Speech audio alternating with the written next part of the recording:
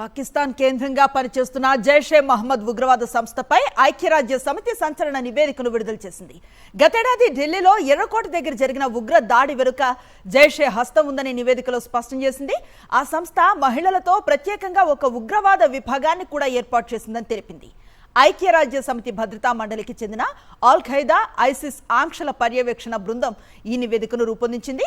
2025 November 9న Delhi ఎర్రకోట దగ్గర జరిగిన దాడిలో 15 మంది మరణించారని, ఈ ఘటనతో జైషే మహమ్మద్కు సంబంధం ఉన్నట్లుగా తమకు సమాచారం అందిందని నివేదికలో పేర్కొంది.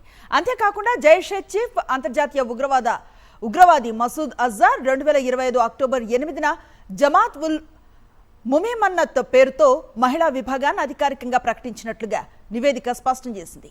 ఉగ్రవాద దాడులకు మద్దతు ఇవ్వటమే లక్ష్యంగా ఈ విభాగాన్ని ఏర్పాటు చేసినట్లుగా వెల్లడించింది.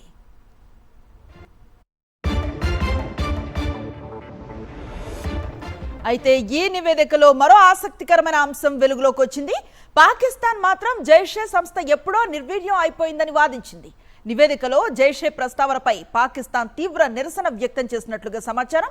పాకిస్తాన్ వాదన ఎలా ఉన్నప్పటికీ జైషే మహమ్మద్ ఇప్పటికీ చురుకుగా కార్యకలాపాలు సాగిస్తోందని, అంతర్జాతీయ భద్రతకు ముప్పుగా పరిణమించిందని ఈ నివేదిక స్పష్టం చేస్తోంది. ఈ తాజా రిపోర్టుతో ఎర్రకోట పేలుళ్ల వెనుక పాక్ హస్తం ఉందని తేటతెల్లమైంది.